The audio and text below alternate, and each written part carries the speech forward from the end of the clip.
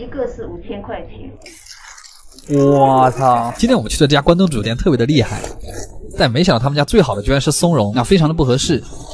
秋天是一个很适合吃松茸的季节，所以今天又去找了一家很好吃的店。又到了吃关东煮的日子了。这家店藏在东京闹市区的一个巷子里，就是那种典型的日本居酒屋，氛围特别好。挑了一个靠窗的小包间，菜品什么的就直接我妈卡塞了。先上的小菜是一碗蟹肉海带，一碗又咸又粘稠的东西。还好第二个上的就是我们的贝类拼盘，这个是我一直都很想吃的赤贝。它好吃是因为它薄切的时候吃起来像海带芽，厚切的时候吃起来又像鲍鱼。然后旁边放的就是鸟贝，这个贝的尖端肌肉特别发达，所以那个地方吃起来特别有嚼劲。然后白色的这个是石原贝，也叫白鸟贝，它的肉质更厚实，吃起来也有一点微微泛甜的感觉。吃完贝类，终于到了我们的松茸。我们现在点的这个是一个1500块的和一个5000块的，好香啊！这个味道。店员说这个是用锡箔纸包着烤的，但其实这个应该是叫蒸吧。虽然它配了一个臭橙，但我总觉得臭橙的味道会把松茸盖住，所以我们挤一丢丢就可以了。这个就是那个5000日元一坨的，它比较肥大。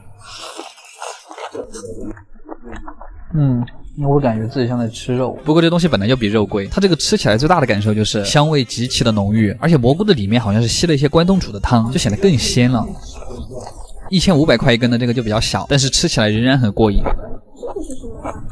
因为日本盛产松茸，所以卖的比较便宜，怎么感觉自己还赚了？好啦，说回下一个菜啊，又是我们的名贵食材老朋友日本金棘鱼，这是一种深海鱼。这个鱼就是肌肉发达，肉质很嫩，而且脂肪巨多，吃起来贼香。但我依稀记得我们今天是来吃关东煮的，所以赶紧让老板端了一盘上来。第一盘还是老三样，豆腐鸡蛋海带。其实这个卤蛋才香，汤汁已经把蛋黄泡烂了，带一点黄芥末，特别的配。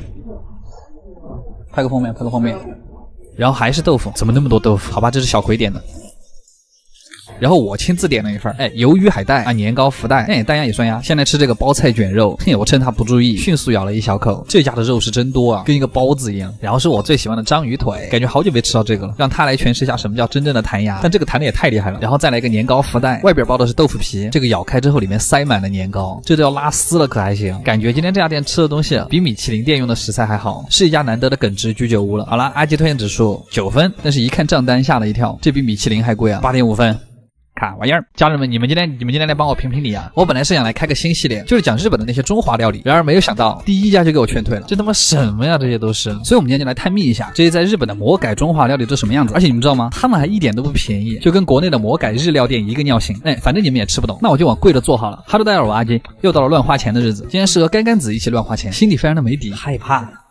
尴尬的是，我们好像是最会做到的。这种餐厅有个很装逼的地方，就是他每天只会在晚上6点接待一组客人。不说废话了，最先上的前菜是分了6个小菜，北京烤鸭是单独一盘放的，非常给面子。其实光说味道的话，它是可以的，就是太少了，它一整只鸭就只切了这么一点点，那剩下那一整只怎么办？扔了吗？然后是5星物语里面的第一个卤的牛舌，上面淋的黄色是不知道什么的咸甜酱，而且还是一个凉菜。下一个是一坨鱿鱼，最下面铺了一点米饭，怎么那么像寿司？然后是一坨生牛肉粒，为什么我走到哪儿都要吃生的？我不想啊。旁边的蔬菜卷蘸一点蔬菜泥就可以吃了啊，绕口令吗？太好了，最后一个前菜了，这什么东西啊？我们有这个菜吗？好像是某种墨鱼丝，非常的不合理。终于来了一盘正常的鸡汤小白菜，这个真好吃，鸡汤配上那个小虾的味道是真的绝。这个菜应该是学到了精髓。然后下一个菜有点把我无语到，他会把刻了他们家 logo 的冬瓜先给你看一眼，然后烹饪20分钟之后给你端了一小杯冬瓜汤。家人们，你们觉得这个合理吗？这碗菜就像初中的恋爱，还没开始就结束了。接着是一碗馄饨啊，当然按这家店的尿性来说啊，肯定只有一个了。我感觉我就像一个试菜员，每个菜我只吃一口。接下来这个菜你们肯定猜不到是什么，它是熟油海椒皮蛋加蒸蛋，皮蛋是铺在最下面的。这什么呀？这有人吗？有人吗？下盘菜是一个煎饺，我觉得他就是故意的，给你上个难吃的菜，再给你上个好吃的菜，这你就会觉得本来很普通的菜变得很好吃。不过里面的馅儿确实是很扎实，各种各样的菜加在了一块儿。接下来这个是海鳗春卷，牛逼！春卷里面为什么会包海鲜啊？你不跟我说它是春卷，我觉得还好，但你一旦说了就会去比较啊。然后这个菜的原型是什么我不知道，它就是煮的金目料上面加了一些笋条。我们有这个菜吗？但是这个它巨好吃啊，这个菜应该一眼就能看出来了吧？宫保鸡丁做法非常的上海，它里面那些菜还融入了天妇罗的做法，这个基本上和国内的味道差不多，那也算是惊喜了。休息一下，今天没有广告植入哈，因为接下来是我们的一盘主菜，就是那个甜酱浓虾，虾不算大，肉也不算多，酱的味道很像鱼香茄子的酱，其实搭配起来是好吃的，就是一只根本啃不过瘾。然后接下来这杯肉也挺好吃，红烧的牛的脸颊肉，特别的松软，也很入味。这个菜能算是今天晚上的全场最佳，就算在国内也算是高级的菜。然后这一盘是什么啊？应该是某一种炸鱼，还放了一点土豆泥，那个酱应该是照烧酱，那个炸萝卜叫什么名字我忘了，这个巨好吃，这不是在国内早餐摊经常吃的那个吗？吃完这个还要选松露，这家餐厅的流程真的很长，只是我没想到黑松露居然是加在这种辣酱和牛上面，这太奇葩了。你要把牛肉剥开之后，亲自把黑松露点缀上去，包着吃。日本的和牛加上中国的辣酱啊，并没有结合得很好。然后最后一道大菜是荤蘑菇啊，这个我就不评价了，你们懂就行。味道基本和国内一样，咸甜爽。其实最后的麻婆豆腐还挺搞笑的，那个店长看我们3个是中国人，压根就没问我们辣度，直接把辣酱端到我们面前让我们自己弄，这一点我还是很欣赏的。最后硬是自己做了一碗超地狱级别的麻婆豆腐，隔壁的日本人已经吓哭了。所以你们觉得这家店可以给多少分？阿基推荐指数7.5分，卡样真贵啊！我居然被西班牙人教吃中华料理了。西班牙菜到底是什么味道啊？没有人会知道。我们今天去的这家就是西班牙中华餐厅，这什么组合啊？好吃哎！哈喽，大家好，我是阿基。找这家店的时候，我还特意看了一下主厨的资料，好像还开过2、3家中华料理店。看完之后仍然很不放心，这种店真的要吃了才知道。又到了吃西班牙菜的日子。はい、予約したの量です。はい、ゆう様です。朝早く着いた、大丈夫ですか？お願いします。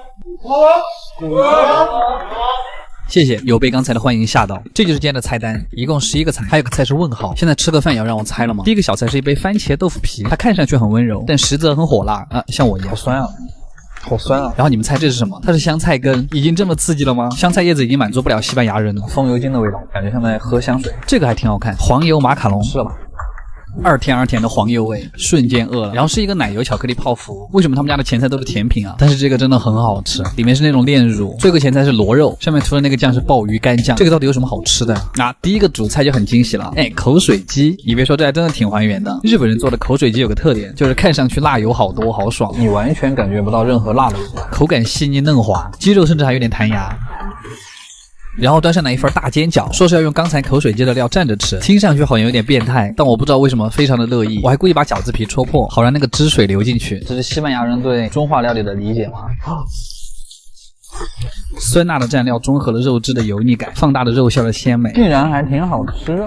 我为什么现在才吃到这个？有点回想起之前每次我晚上饿了，就会叫我妈给我煮那种白菜水饺，然后蘸醋吃，特别怀念那个味道。然后服务员直接端到3个金宝箱上了，咚咚咚，这样客气点。我其实严重怀疑，它是不是3个宝箱都是扇贝，炸好之后就是这个样子。它下面那个黄色的酱汁，就和松鼠鱼鳞的那个酱汁一样，吧唧一口，浓稠的酸甜酱和松软的贝柱，趁我不注意的时候就融合在了一起。你们说回下一个菜，它是用萝卜泥和蟹肉炸成的方块，咬开它的一瞬间，你就能感觉到热气在你的嘴巴里面喷涌。接着是一块黑胡椒烤猪肉，这个就很性感了，烤猪肉就应该配黑胡椒嘛。接着又是一个芝士咖喱球，外面的芝士微微泛甜，里面的咖喱肉末又是咸的，多么清奇的搭配。吃完这个之后直接端了一口锅上来，这看样子就很西班牙了。我觉得重点其实是这块鱼肉，它还原出了鸡肉的那种韧劲，听了很像鸡肉哎。下面的汤底是那种很浓的番茄虾头味，就是很重的海鲜味，小鱿鱼。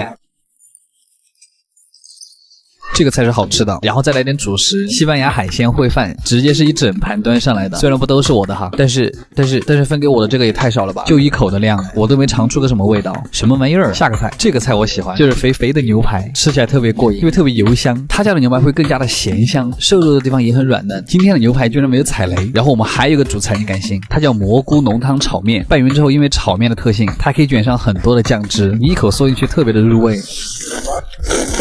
哇，那个蘑菇味特别重。然后吃了这个之后，我们还有5道甜品。今天最大的感受就是西班牙人是真的很能吃啊！阿基推荐指数8.5分，卡玩意儿。嘿，你们知道如果吃完迪士尼的所有美食要花多少钱吗？这个是800块钱的，这个是350的啊！当然我怎么可能会知道？所以我们今天就来一起盘点一下在日网上很火的那些迪士尼奇葩美食。Hello， 大家好，我是阿基。今天我肯定是把钱带够了的。好不好吃都是个人看法哈，但我只能说不要对味道抱太大的期望。然后因为园区里面有一些东西是限时特供，所以我早上7点钟就到了。但工作日都这么多人，日本人对迪士尼是有什么执念吗？非常疯狂。好啦，我们第一个要去的地方是这个甜心咖啡，因为它在园区最开头的地方，所以人一般会很多。我们点了2个非常有人气的套餐，第一个是这个幽灵米奇汉堡，但不要被它可爱的外表所迷惑，它是冰的，6分不能再多了。接着是这个绿眼怪面包，我以为下面那个黄色的是夹心，然后咬开之后发现里面什么都没有，像是那种放了10天的菠萝包啊，5分。算了，来个正常一点的，3个夹心大福，分别是钢铁侠、星之卡比、阿擎天柱。然后你们知道它嚼开之后是什么吗？它是咖喱。等一下，你们家不是叫甜心咖啡吗？这什么呀？这有人吗？有人吗？另外一个更过分，直接上芝士咖喱了，基建指数5分。不过还好甜品不错，是奶油提子果冻。我们继续往前面走啊，就可以看到星球大战的馆，这个馆其实修的挺好看的，消个毒。而且这个馆里面就有迪士尼人气 No.1 的那个甜品，这个绿巨人小时候的团子。我们这个买的也是一个套餐哈，除了绿巨人团子还有个大饺子，这个就比刚才那个软嫩多了。它里面的夹心是3种口味的轻奶油，甜度刚刚好，而且外面的皮也很软糯，怪不得这个人气这么高。好吃的这个得有8.5分。然后是刚才那个大饺子，非常的嘛，应该是一个什么派哈，掰开之后里面是热腾腾的咖喱，看起来还是可以的，但我们不能被骗。尝一口啊。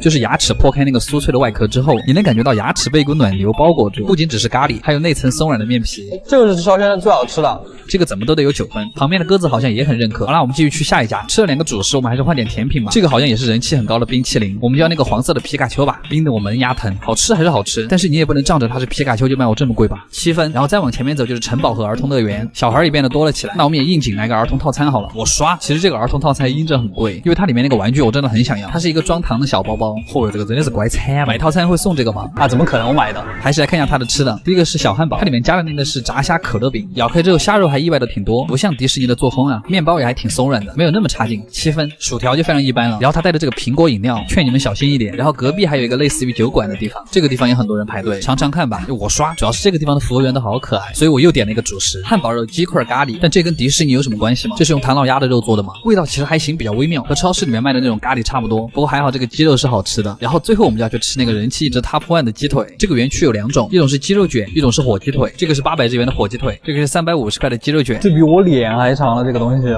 疯了吧？这个火鸡腿拿在手上都在不停的冒油。